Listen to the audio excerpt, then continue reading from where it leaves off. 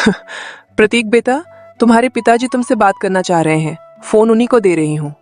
प्रणाम पिताजी, बताइए कैसे हैं आप लोग? अरे ठीक हूँ बेटा, तुम बताओ तुम कैसे हो? वहाँ सब ठीक ठाक? यहाँ तो सब बढ़िया है पिताजी। आपका स्वास्थ्य ठीक तो है ना? हाँ बेटा, अब स्वास्थ्य का क्या है, उम्र के साथ छोटी मोटी परेशानियां तो लगी ही रहती हैं। अब उन्हीं पर ध्यान देते रहेंगे तो काम कैसे चलेगा? मैं भी तो वही कह रहा हूं ना पिताजी। मैं और समीर दोनों अब अच्छी नौकरी करने लगे हैं, कमाने लगे हैं। क्या जरूरत है आपको इस उम्र में रोज सुबह 8 बजे दफ्तर भागने की? आप ऐसा कीजिए, VRS ले लीजिए। इस उम्र में अकेले वहां रह रहे हैं। अरे, आपने जीवन भर की कमाई लगाकर लखनऊ शहर में इतना बड़ा मकान बनाया।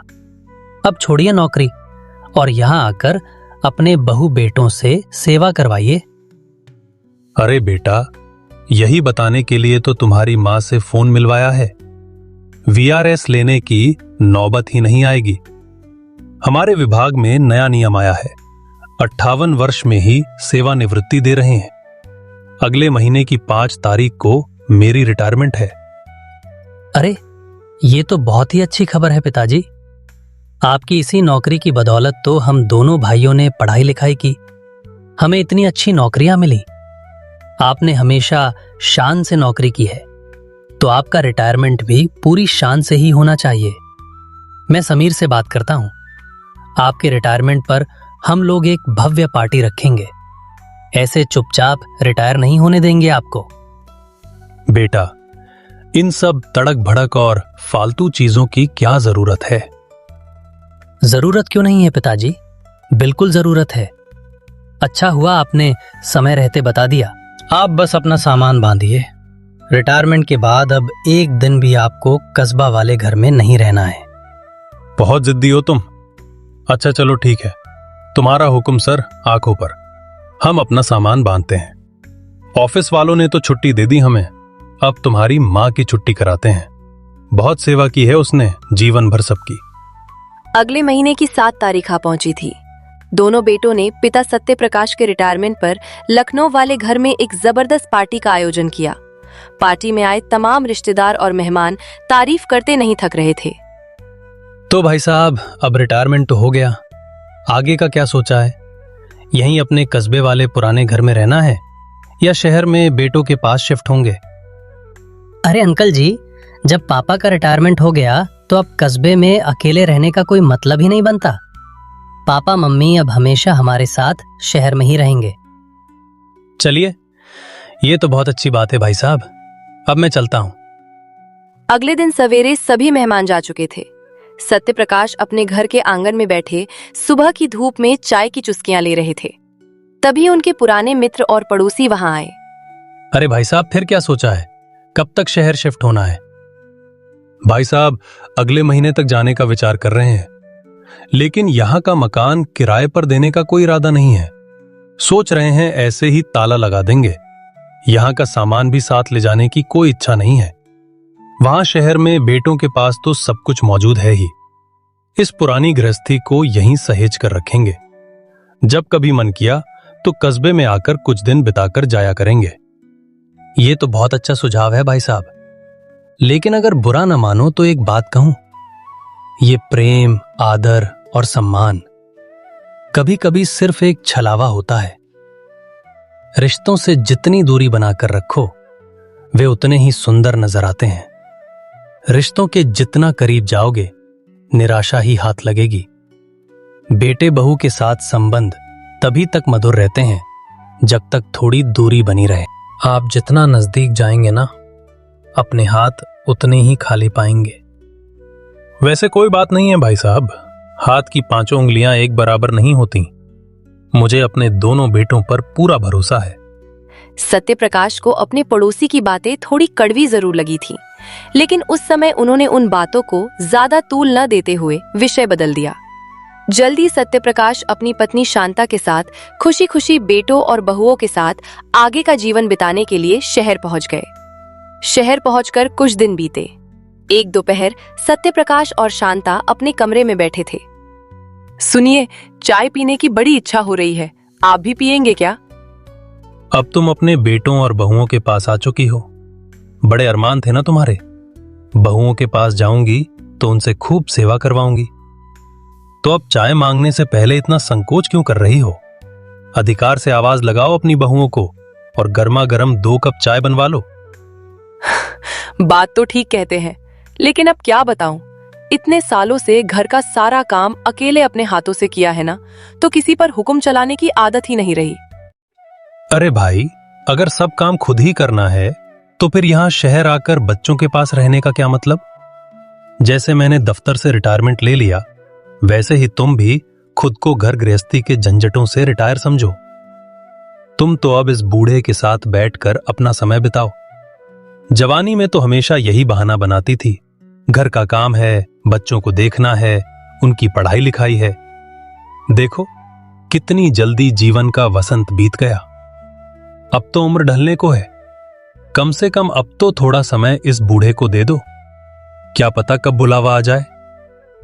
अरे हटिए भी, 1 कप चाय के लिए पूछा था, पता नहीं क्या प्रवचन लेकर बैठ गए। जब देखो तब जीने मरने की बातें करने लगते हैं। आपके साथ तो बात करना ही बेकार है। बेकार में ही रिटायरमेंट लेकर बैठ गए, अपनी नौकरी में ही ठीक थे। कम से कम ये बेकार की बातें तो दिमाग में नहीं आती थी आपके। बोलो भला, मैं क्या गलत कह रहा हूं? कोई अमर बूटी पीकर थोड़ी ना आया हूं। एक दिन तो सबको जाना ही है। वैसे भी सोच रहा हूं इस बार अपनी बुढ़िया के साथ वैलेंटाइन डे मना ही लेता हूं। जवानी में बड़ी शिकायत रहती थी तुम्हें कि मैं तुम्हारे लिए कोई तोहफा नहीं लाता।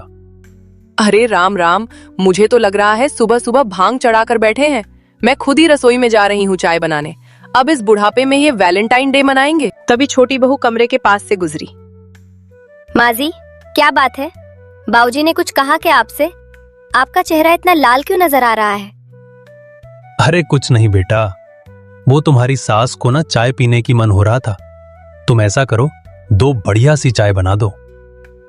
वो बाबूजी, मैं ये कहने आई थी कि जरा बच्चे को लेने बस स्टॉप जा रही हूँ।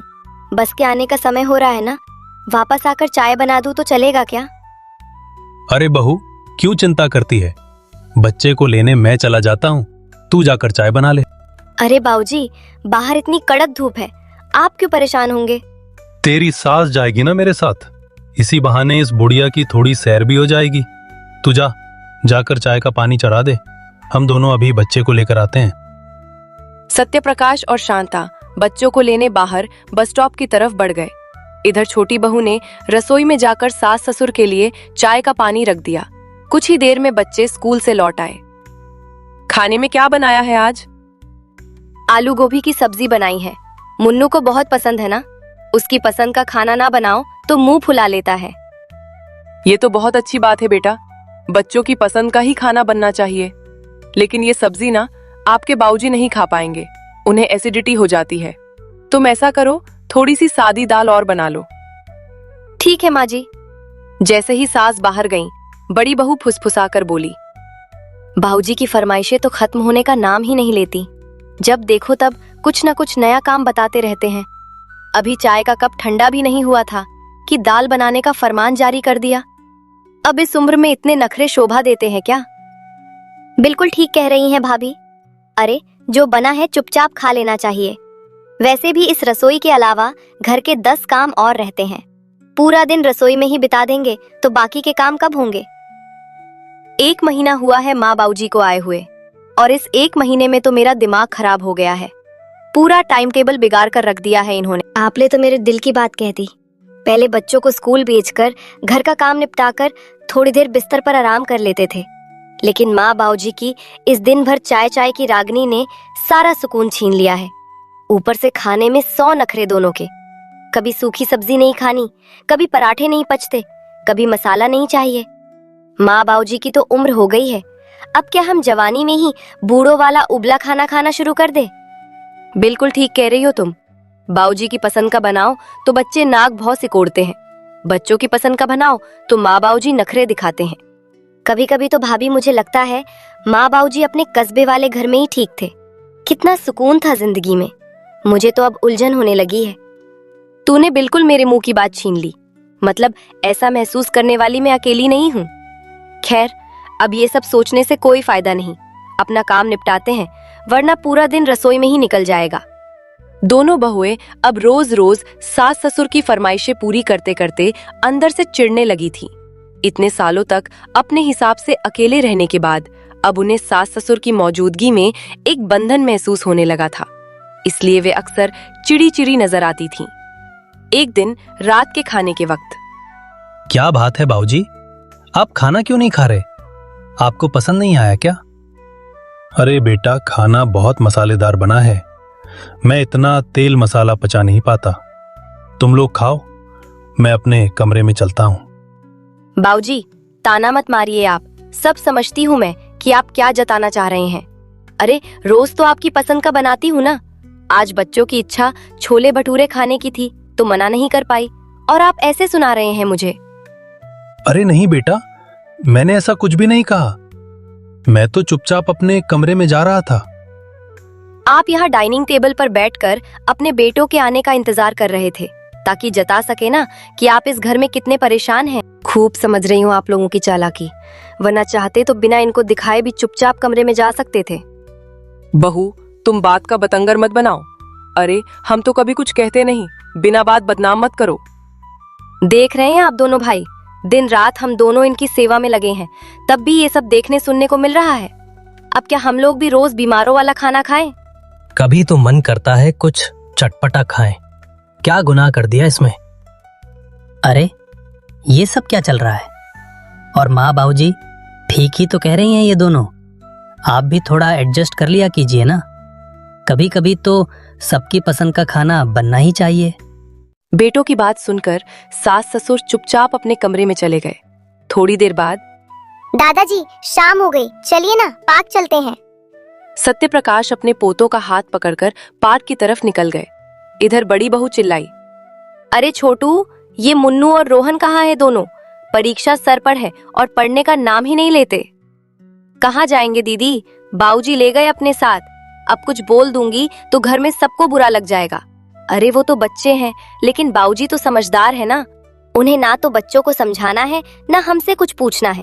बस शाम होते ही निकल जाओ पार्क, बच्चों की पढ़ाई जाए भार में। बेटा, तुम लोग परेशान मत हो, मैं तुम्हारे पिताजी को मना कर दूंगी। कल से वो बच्चों को लेकर पार्क नहीं जाएंगे। उनके खुद के पैरों में तकलीफ रहती है, फिर भी बच्चों के मोह में मना नहीं कर पाते। तुम चिंता मत करो, कल से उन्हें कहूंगी घर पर ही आराम करें। इतना कहकर सास अपने कमरे में चली गई। बुढ़ापा आ गया, लेकिन दोनों बूढ़ा बूढ़ी एक जिस्म दो जान बने रहते हैं। मजाल है जो कोई दो शब्द बोल दे। देखा कैसे माँ जी आ गई बचाव करने। हर गुजरते दिन के साथ घर का माहौल करवाहट से भरता जा रहा था। दोनों बहुएं छोटी छोटी बातों का बतंगर बनाने से नहीं चूकती थीं। कमरे में शांता ने अपने पति से कहा, आपको अभी भी लगता है कि हमने यहाँ आकर ठीक किया? कभी कभी तो लगता है कि हमारे एक फैसले से हमारा और बच्चों दोनों का सुकून छीन गया है। बहुओं के बदलते व्यवहार को देखकर लगता है कि वे हमारी सेवा सत्कार से पूरी तरह परेशान हो चुकी हैं। तुम तो जानती हो ना, दोनों बेटे चाहते थे कि हम उनके साथ आकर रहें। अब बेटों ने इतने प्यार से बुलाया था तो मैं कैसे इनकार कर देता। और बहुओं को भी दोष मत दो, वे बेचारी भी घर की जिम्मेदारियों में घिरी हुई हैं। हम कोई बाहर वाले तो है नहीं, हमें भी इस घर को अपना मानकर ही रहना होगा। ऐसे छोटी छोटी बातों पर मनमुटाव रखेंगे तो कैसे चलेगा? अच्छा सुनो, बहुओं की थोड़ी मदद कर दिया करो, अकेले सब संभालती हैं, थक जाती होंगी बेचारी। जानती हूँ, अभी भी आप अपने आप को यही समझाने की कोशिश कर रहे हैं कि आपके बेटे बहू वैसे नहीं हैं जैसा दिखाई दे रहे हैं। ठीक है, आपके मन की तसल्ली के लिए मैं भी अंत तक सहने को तैयार हूँ। अब सास बिना कहे रसोई में चाय बना देती, सब्जियां काट देती, घर के छोटे मोटे काम चुपचाप निपटा देती। लेकिन ना जाने ऐसा क्या था, बहुओं के व्यवहार की तलखी कम होने का नाम ही नहीं ले रही थी। एक दिन बहुएं आपस में बात कर रही थी। दीदी, सोचा था इस बार वैलेंटाइन डे पर पार्टी करेंगे, बाहर घूम कर आएंगे, लेकिन लगता है यहाँ तो चूल्हा चौका करके ही ये दिन बिताना पड़ेगा। ये 6 मीटर की साड़ी पहनकर कौन सी पार्टी होती है? मैं तो उकता गई हूँ इस जीवन से। दिन भर माजी बाऊजी के आगे पीछे घूमते रहो। ना कहीं जा सकते हैं, ना बाहर घूम सकते हैं, ना अपनी पसंद का खाना बना सकते हैं। घर है या जेल, समझ में ही नहीं आता। तभी ससुर सत्य प्रकाश हाथ में सब्जियों का थैला लिए अंदर आए। बहू, ये लो, ताजी सब्जियां आ गई हैं तुम्हारी। बच्चों के लिए फल भी हैं, धोकर रख देना। बाऊजी, क्या जरूरत थी आपको सब्जी लाने की? फिर वही मेथी, पालक, सरसों। थक गए हैं ये घास फूस खा खा कर। कभी किसी और की पसंद के बारे में भी सोच लिया कीजिए ना आप। सब समझती हूँ मैं आपकी चालाकी। क्यों बिना कहे थैला उठाकर सब्जी लेने बाजार भागते हैं आप? ताकि आपको आपकी पसंद का खाना भी मिलता रहे और किसी को कुछ कहना भी ना पड़े। बहू की ये बात आज सत्य प्रकाश के सीधे दिल पर जा लगी। एक लंबी सांस खींचते हुए वे चुपचाप अपने कमरे में चले गए। तबीयत तो ठीक है ना जी आपकी? इतना वजन क्यों उठाते हैं? मना किया है ना डॉक्टर ने आपको? बस भाग्यवान, मैं हार गया। सामान बांध लो, वापस अपने गांव चलने का समय हो गया है। मतलब ये शहर अब मुझे रास नहीं आ रहा। चलो अपने घर वापस चलते हैं। शांता बिना कुछ कहे अपने पति की आंखों की नमी को पहचान गई। बिना कोई सवाल पूछे शांता ने चुपचाप अपने कपड़े बैग में पैक किए और दोनों चुपचाप वापस अपने कस्बे वाले घर लौट गए। शाम को जब बेटे घर आए और माता पिता को ना पाकर फोन किया तो सत्य प्रकाश ने कहा, बेटा, आए तो कस्बे में थोड़ा घूमने ही थे, लेकिन अब यहां आ गए हैं तो सोच रहे हैं यही रुक जाते हैं। चलो, मुसीबत टली। ये 1 साल जैसे एक जन्म के बराबर बीत रहा था। अब जाकर खुलकर सांस लेने को मिलेगी। 4 दिन बीत गए। अच्छा भाभी, जरा बाजार जाकर सब्जियां ला देंगी मुझे? रोहन बहुत परेशान कर रहा है। आज तो कोई काम करना भी भारी पड़ रहा है। अरे मैं कैसे जाऊंगी? मुझे मुन्नू को पढ़ाना है, उसके एग्जाम चल रहे हैं ना। तो फिर खाना कैसे बनेगा? घर में तो कोई सब्जी ही नहीं है। बाऊजी बिना कहे रोज ताजी सब्जियां और फल लाकर देते थे, तो कभी कद्र ही नहीं हुई। अब पता चल रहा है कि ये भी कितना बड़ा काम है। अभी तो सब्जी और दूध लाना ही पहाड़ जैसा लग रहा है। हाँ भाभी, और बच्चे भी दादा दादी के साथ पूरा दिन व्यस्त रहते थे। घर का काम कैसे चुटकी बजाकर हो जाता था, पता ही नहीं चलता था। अभी तो समझ ही नहीं आ रहा कि घर का काम करूं या बच्चों को संभालूं। ऊपर से इन्हें पार्क जाने की ऐसी आदत लग गई है कि शाम को बच्चों को पार्क ले जाऊं तो घर के काम रुक जाते हैं। तू चिंता मत कर, मैं काम वाली बाई से बात करती हूँ। घर के कामों में वो हमारी मदद कर दिया करेगी, वरना ये सब संभालना तो असंभव लग रहा है। दोनों बहुओं ने काम वाली बाई रखकर घर का काम शुरू तो कर दिया, लेकिन हर महीने काम वाली की मोटी सैलरी देना अब उनकी जेब पर भारी पड़ने लगा। सुनो जी, इतने पैसों में कैसे काम चलेगा? 6,000 रुपए तो काम वाली ले जाती है। सब्जी और फल का ही महीने का 10,000 लग जाता है। क्या पैसों का पेड़ लगा रखा है हमने? अरे तो अपनी चाय कम कर दो ना। 1 लीटर दूध लिया करो और सब्जी फल भी थोड़ा हाथ खींचकर इस्तेमाल करो। कमाई से ज्यादा खर्च नहीं दे पाएंगे तुम दोनों को। तुम दोनों तो ऐसे दोनों हाथों से पैसे उड़ा रही हो कि समझ ही नहीं आ रहा पैसा जा कहाँ रहा है। माँ बाबूजी यहाँ थे तो हमारी सैलरी में से पैसे बच जाते थे, और अब पूरे पैसे खर्च होने के बाद भी तुम्हारा बजट पटरी पर नहीं आ रहा। पहले घर का खर्च इसलिए आसानी से चल जाता था क्योंकि दूध, सब्जी, फल, इन सब के पैसे पापा अपनी पेंशन से खर्च कर दिया करते थे। बच्चों को छोटा मोटा सामान दिलाना, घर का राशन मंगवाना, ये सब पापा बिना कहे अपनी जेब से कर देते थे। उनके होते हुए कितने आराम से घर की गाड़ी चल रही थी। अब तो ऐसा लग रहा है जैसे पूरी ट्रेन ही पटरी से उतर गई है। बड़े बुजुर्ग घर के छायादार पेड़ की तरह होते हैं बेटा, जो फल फूल चाहे ना भी दें, छांव भरपूर देते हैं। लेकिन तुम दोनों ने उस छांव की कभी कदर नहीं की। तुम्हें तो हमेशा पेड़ से गिरने वाले सूखे पत्तों से चिढ़ रही, कभी उस ठंडी हवा की तरफ ध्यान ही नहीं दिया जो हर पल तुम्हारे पास थी। आपकी बात बिल्कुल ठीक है। माँ बाबूजी के होते हुए हमने कभी महसूस ही नहीं किया कि उनके होने से सब कुछ कितना आसानी से मैनेज हो रहा था।